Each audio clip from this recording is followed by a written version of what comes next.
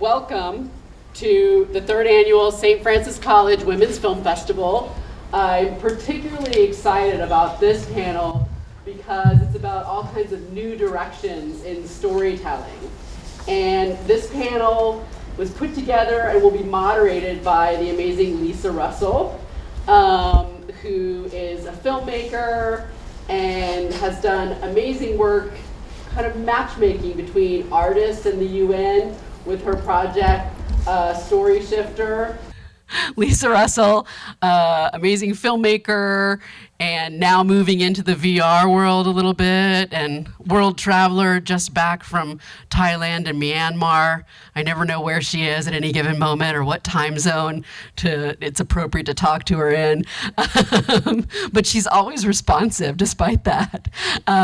So Lisa has put together this wonderful panel with Christian Delsol and Ellen Perlman, and I'm gonna let her take it away. And Lisa also will be back for the entrepreneurship panel this afternoon at 3:30. She's just agreed to do that as well because we have a panelist who is stuck in transit because of the weather. Oh, I got it. Okay, well, thank you very much, and thank you to St. Francis for having me. I'm a big fan of this college, as several of those, as both Augusta and Richard can tell you.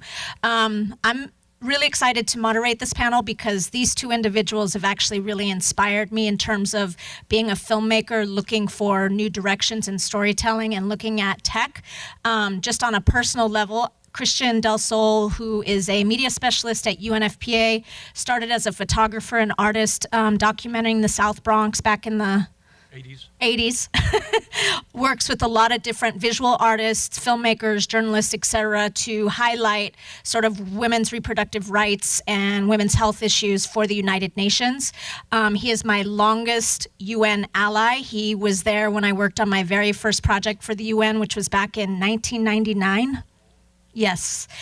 So Christian has been a great ally at the UN. He's very informative, very resourceful, and he's a very big supporter of artists and visual artists and authors, et cetera, and does a lot of great work to bring the issues of the United Nations Population Fund into the mainstream.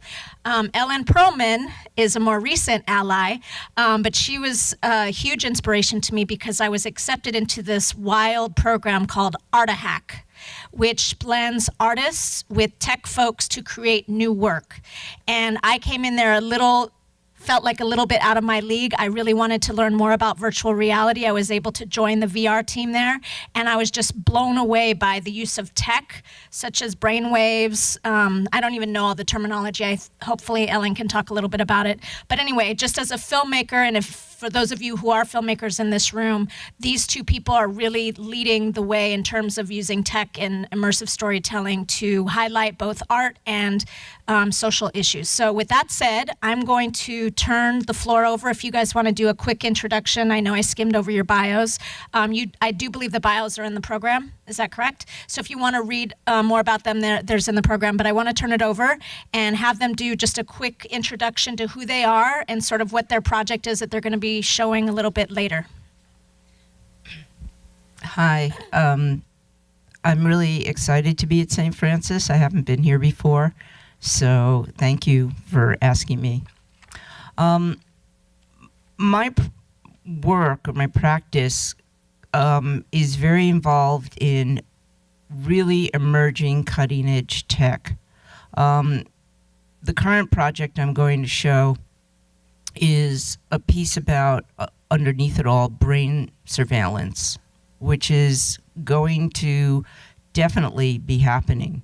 I just did my doctoral thesis in Hong Kong at the School of Creative Media at Hong Kong City University, and a lot of it I spent researching consciousness, surveillance, different governments, and the post-human, which means the merging of the human animal with computer technology, meaning inside their bodies. So I created a brainwave opera in which the main performer is wearing an EEG headset, which measures 4 emotions, which is meditation, interest, excitement, and frustration. And what's so interesting about that is that's the beginning in a commercial way of what you can measure with about an 80% accuracy. And her brainwaves launch data banks of videos, a sonic environment, and a libretto as the audience watches her brainwaves live time and interacts with her through touch, gaze, and motion. The story, which we tell, is that of Noor Inayat Khan, who was a real Sufi princess whose father brought Sufism to the West. And during World War II, Noor became a covert operative of wireless technology for the British secret intelligence. She was parachuted into Nazi-occupied France, and for a period of 3 months, she was the only person sending messages back to the Allies. The Gestapo caught her 3 times. She escaped 3 times, and they finally sent her to Dachau and killed her. It's a true story, and what I found most compelling about the story was it was a Muslim woman during World War II who most of us didn't know about. I didn't know about it, who was fighting for freedom, basically. So I thought that was a great story. I'm going to show a few minutes clip of this. And the thing that I need you to understand is, except for the narration, because we did put in narration, everything you're going to see is launched by the brainwaves of the performer. So when you see this, so that's a real new way to tell stories.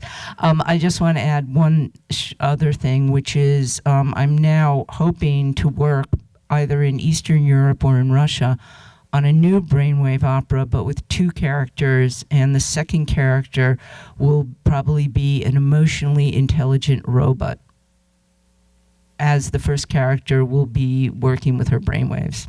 So, yeah. Hi. I'm going to be very UN, so I'm going to be very bureaucratic about this. The UN usually hires people for work. But since I've been there, I've been trying to do something quite different, which is to try find talent, and work with them directly. However, our instruments, our financial instruments, our bureaucracy completely prevent us from working with authors. Because the UN, if it has a contract with an artist, with a filmmaker, whatever it may be, it's work for hire, therefore we own the copyrights. And that makes it completely impossible to push content out to the independent media. But there's ways around it, and I found a couple of ways of, such as pre-buying some work. So if somebody would go out and shoot photographs on pregnant women, migrants, I pre-buy the photographs. They own the copyright, and I have usage rights. So those are some of the instruments I use. But otherwise, the other instrument we have is, do you all know what NGOs are, how they work and they operate with the UN? When the UN works with implementing partners, meaning NGOs, we don't ask an NGO to do some work for us. What we do is we augment their capacity to deliver more. So we don't change their trajectory at all. We just give them more money so they can do more of it. That's the way I work with artists and talent. I don't hire somebody to take photos for the UN. I find somebody who's already taking photos which are very interesting for me, or do films which are very interesting, and I increase their capacity to do more of it. And they retain the copyrights, of course. What I'll be showing to you today is a virtual reality film. It's 8 minutes long. It was shot in Zaatari camp, which is one of the largest refugee camps for Syrians. It's in Jordan. When you think of refugees who are running, you mostly think of, when you have to settle them down, of security, tents, houses, whatever it may be. You think of clothing and food. But one of the big demands that we also have is reproductive health care. A lot of refugees are women. The men usually go back to defend their property or to fight. And many of the women are pregnant and they give birth. So UNFPA is uniquely tasked to provide reproductive health care.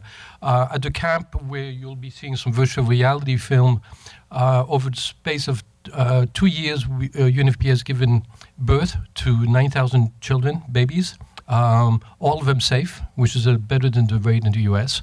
We haven't lost a single baby or mom. So that's our work. So how do you speak about something which is very intimate, something you'll see in the film when you can watch afterwards? That's it. Thank you very much for listening.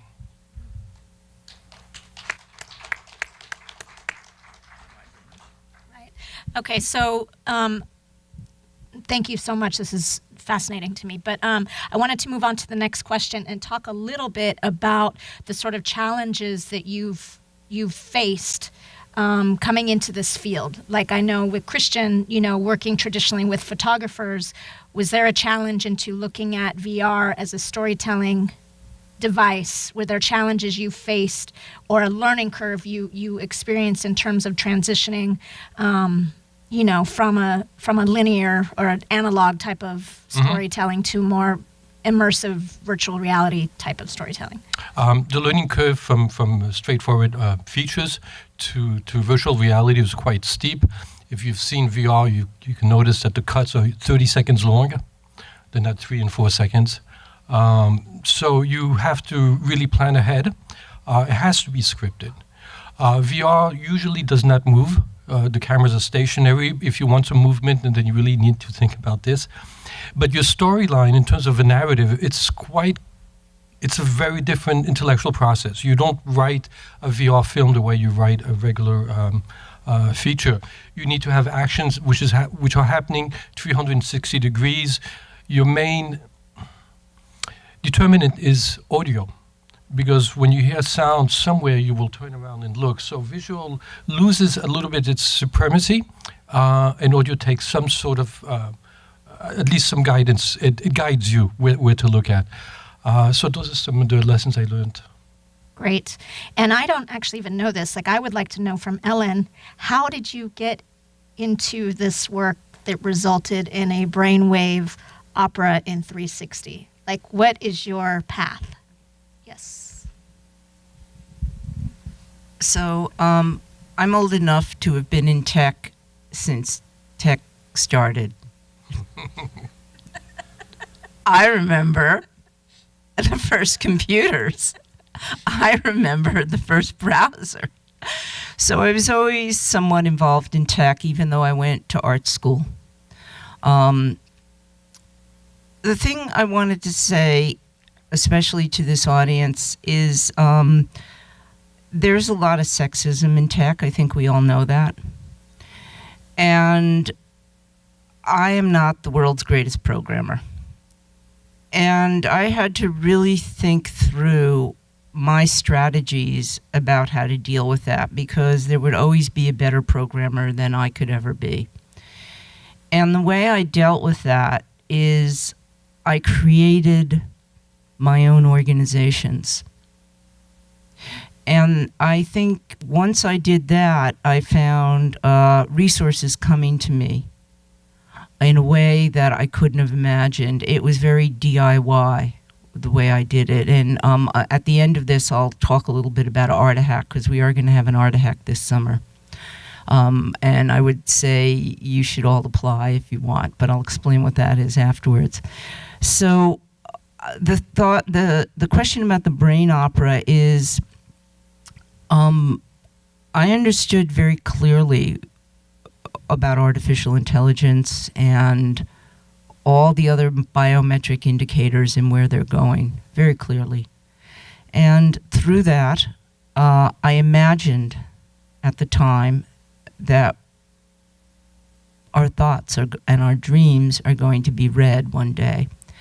That was in 2013. By the time I finished the opera, and in 2017, if any of you have been following what Facebook Building 8 is doing, and Elon Musk's Neuralink, they're doing exactly what I was feeling was going to happen.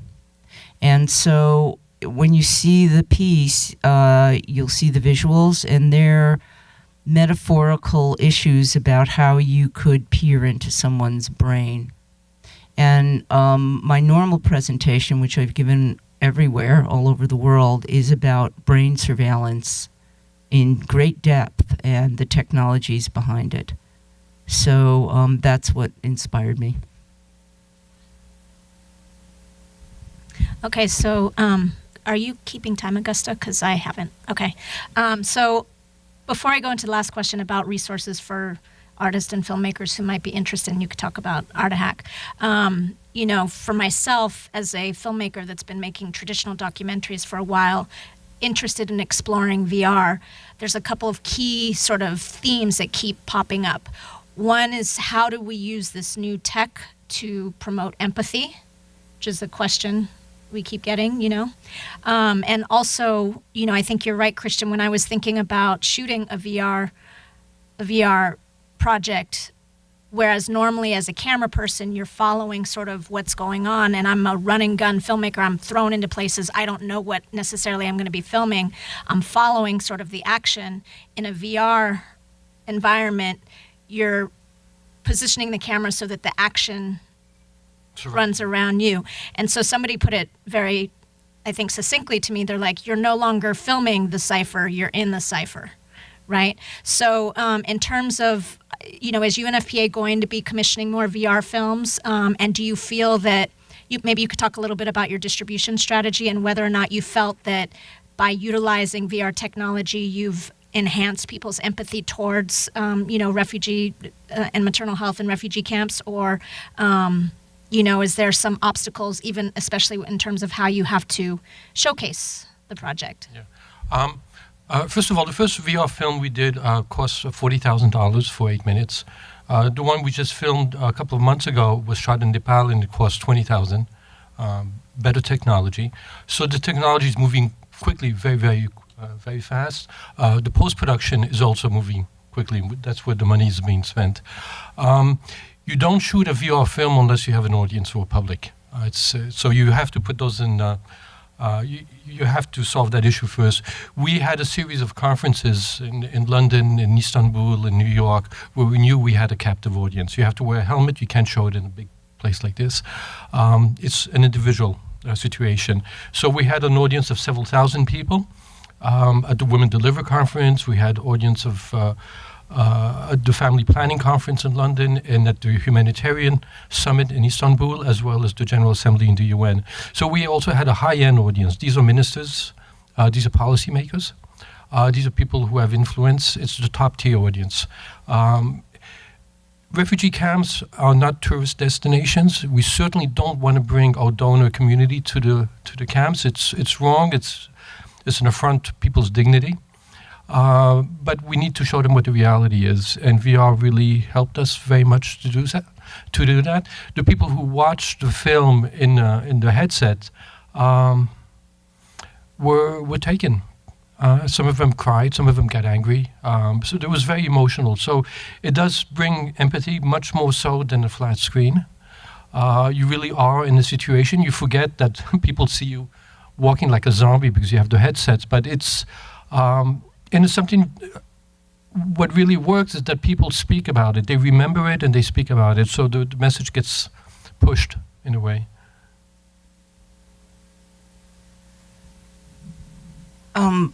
My focus, after a lot of experimentation with VR myself, is I'm very committed to mixed reality. And when I did the Brainwave opera, I did 5 test runs with my audience. To see, you know, I had sample audiences to see what they responded to before I premiered the piece. So I was able to hear what they said, and they said they wanted a narrative very strongly. And then when the piece premiered, it was only 20 minutes long, and the audience was stunned and didn't leave the theater. The theater was 360 degrees, no seats, with 15-foot tall walls, and images were projected on all 5 screens, which was circular. That's when I knew the empathic experience happened, because people did not leave. They just stood at the end, and silence, and nothing happened for about a minute. So I think having the main character, which you'll see, she actually moves through the audience. She touches them. We trained her for 5 months with a Qigong master and contact improvisation master in order for her to interact with the audience and let her brainwaves unfold naturally instead of always being excited, which was her tendency.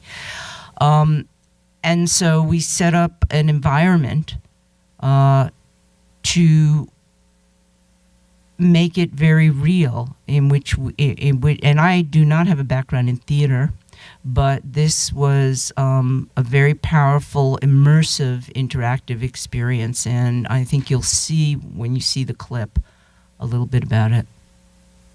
Rarely in VR do you have a third person or a voiceover. You become the person who's traveling. The VR film that I brought, it's always at the first person.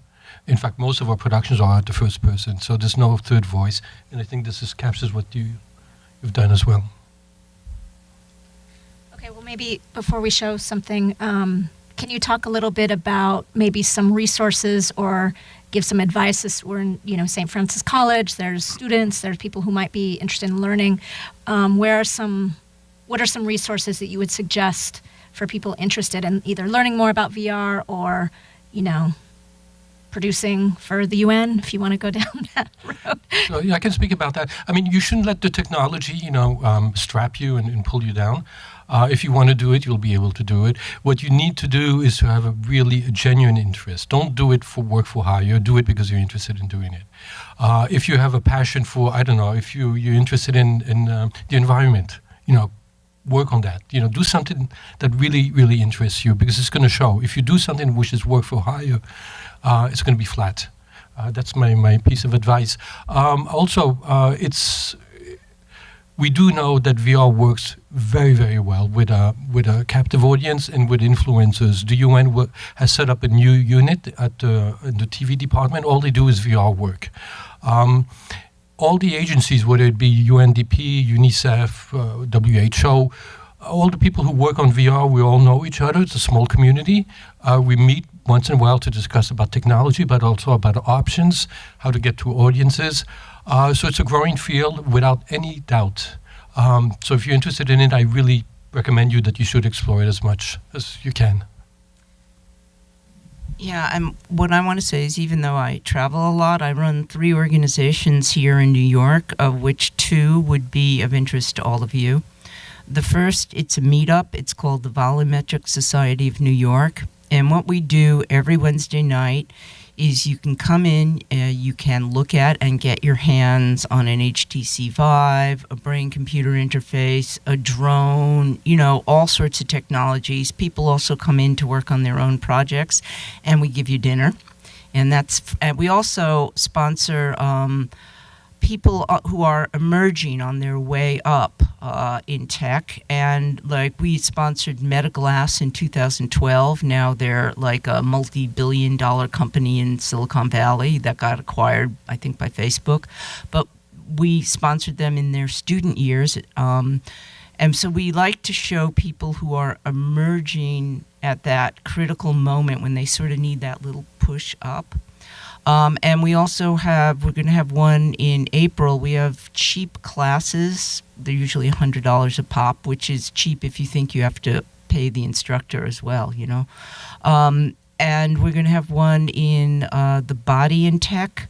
So we offer really cheap, immersive workshops also. So you can join the Volumetric Society in New York for free. It's on Meetup, and you can find out what we do.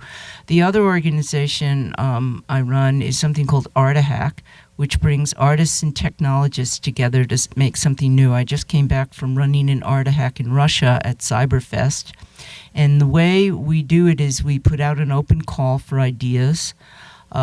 We bring, as Lisa said, artists and technologists together in teams. We try to bring in as many people as we can. And this year, I think we're going to be having it over the summer at City Tech, down the street here. And we do it on 4 Saturdays. And we make something new, and we take all levels of people. This year, I think we're going to be a little themed. I think our two themes are going to be climate change and disinformation, and the other theme is going to be something about brain-computer interfaces, artificial intelligence in the body. So we'll have two tracks running. And the last time we did it here in New York was at NYU Tandon School of Engineering, and we had 70 applications and we took 50 people in 9 teams. So we really try to be inclusive. It's also free, and we also give you lunch. So those are two, and it's arthack.io. Think about having your cell phone stuck on your head for 20 minutes. You know that kind of feeling you get from the wireless signal? It kind of hurts. Well, imagine that with little fingers on your head. I mean, it's not good for the health of the performer. Great. Well, thank you so much. So I think we're going to turn it over to a Q&A. Hi, I had a question about the data banks for the performance. How were those created and put together, and how many different images were involved with in total? Those were curated data banks. There were 4 of them, and there were about 50 images for each emotion. So if the performer was feeling frustrated, the emotion would show electrocution or something very violent. If the performer was very interested, the emotion would show something colorful and light. And at the same time, the sonic environment and the words were also key to the same emotion. And so they all fired simultaneously. And then when that emotion was over, it would stop and a new emotion would come up, firing new types of images. You could have 2 emotions at the same time, but you couldn't have 4. I'm trying to comprehend how the product is created. Am I assuming, let me tell you what I think is happening, and maybe you can explain. So the young lady that's walking around, right? She's sending out signals, and the signals are going to different brain waves, and the brain waves affect the different databases, and the databases create the product. Is that it? Almost. In other words, first off, you're starting a little off. She's having emotional experiences. Those emotional experiences are being picked up by the EEG. But the subject is, the actress is having emotional experiences. Right, and and they're very authentic. And those emotional experiences are picked up by an EEG smoothing algorithm. I got it. I understand that. And then it goes out to different instruments or programs. Right, many different programs. Yes, I see. 3 computer towers of programs. Yeah. It could affect flavor too, right? I mean, yes, there is work being done in smell that I'm aware of, but I don't think it's at a level yet to be used. But yes, show. I'm aware of it for sure. Thank you. You were talking about, brain surveillance, right? So, first of all, I'm very glad that you're turning brain surveillance into something artistic. But how do you feel about, how the government is going to use this against people? I mean, that's a scary thought. Yeah. First, there was the internet, and everybody loved it, and it was going to be free and connect us all. I'm aware. And what do we have now? Surveillance. What can I tell you? I don't make it,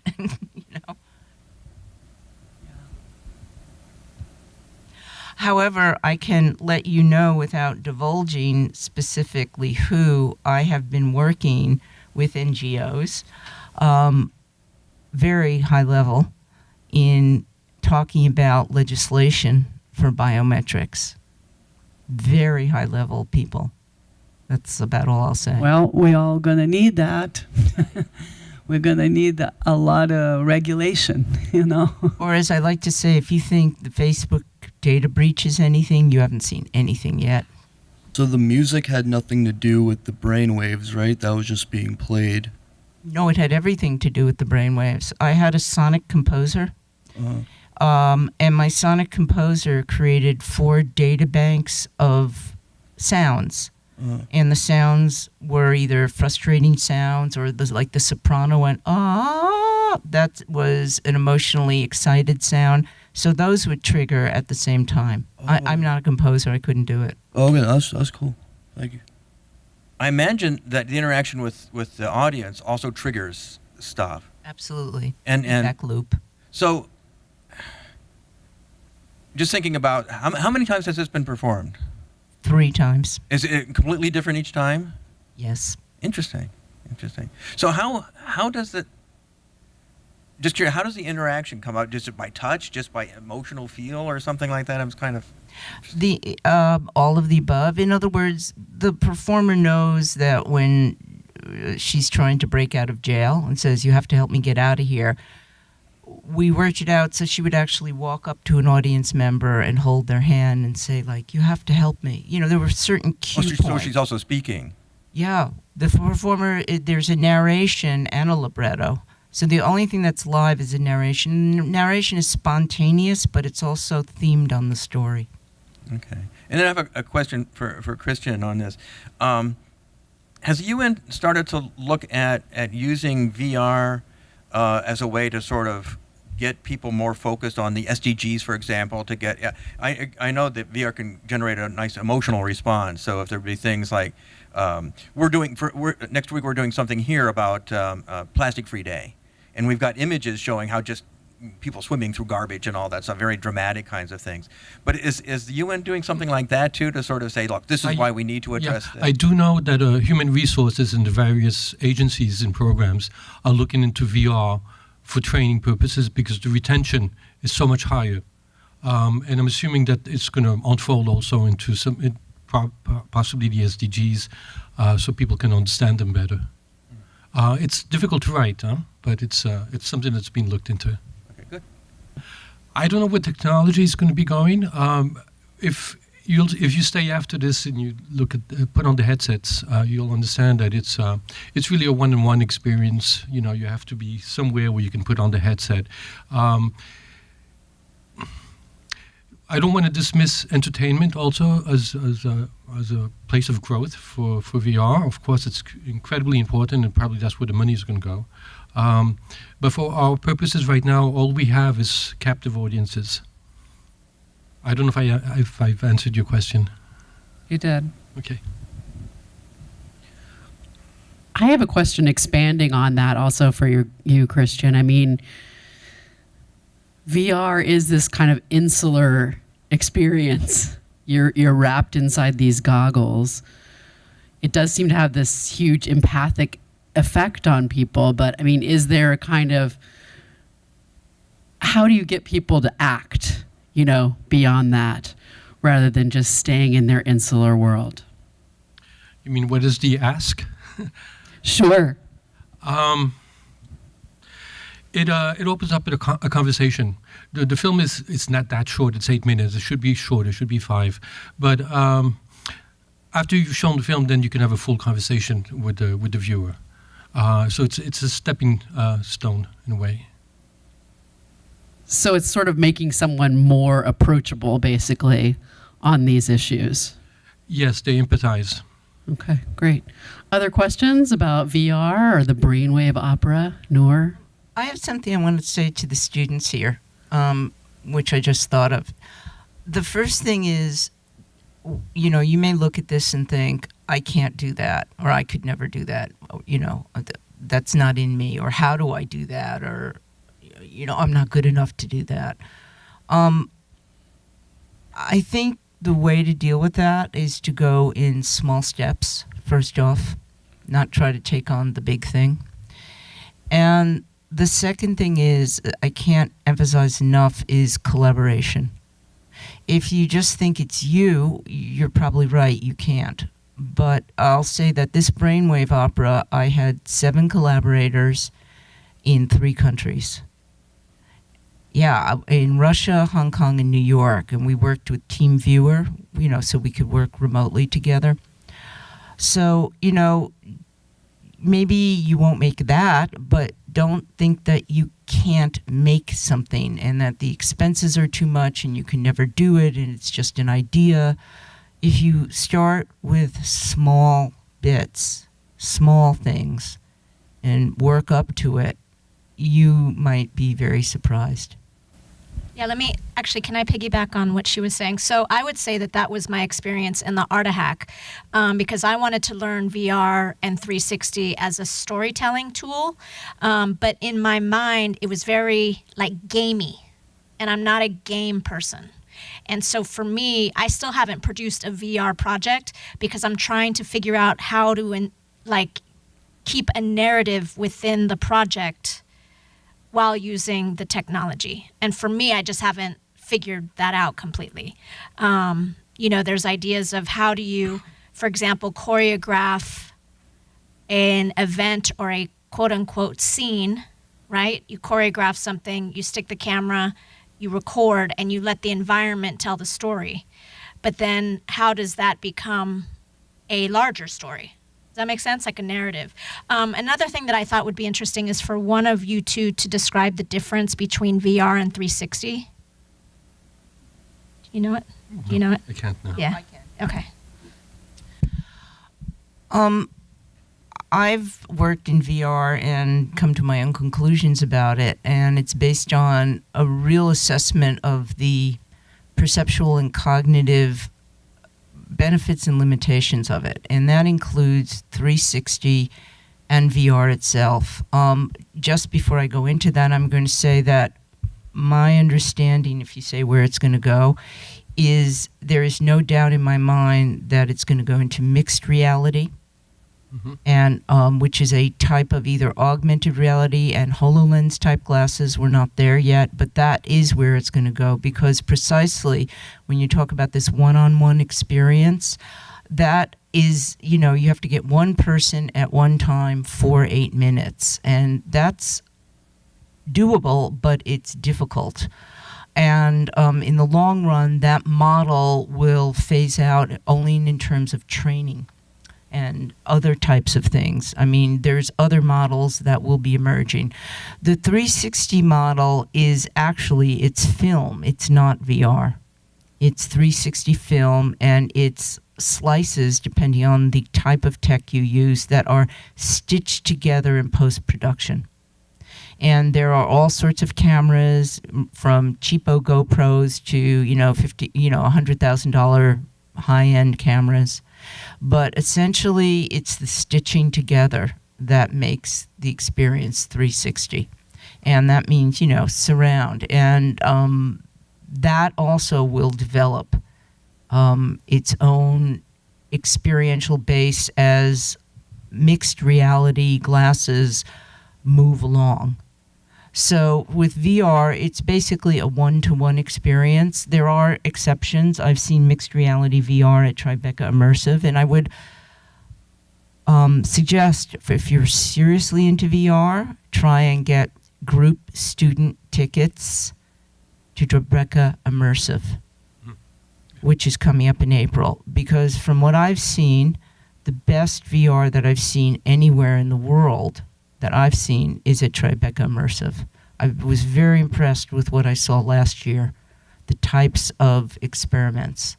So if you really want to see where it's going, go to Tribeca Immersive, and maybe the school can arrange a bulk student thing.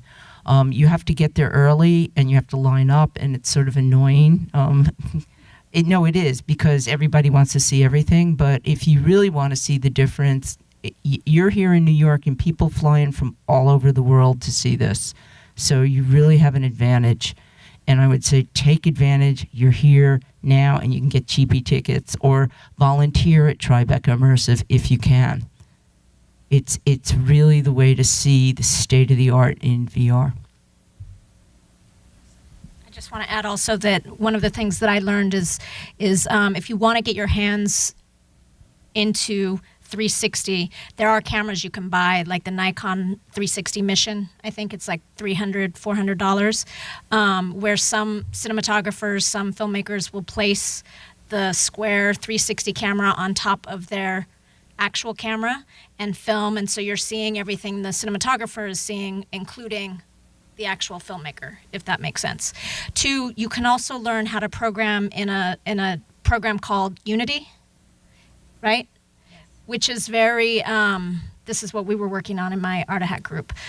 So you might have something to say about that, but I learned how to create like a 360 climate changed world using a free program with free assets and basically creating environments and moving people and all sorts of things, which I felt helped me understand also a little bit more in terms of VR and 360, if you want to say something about that.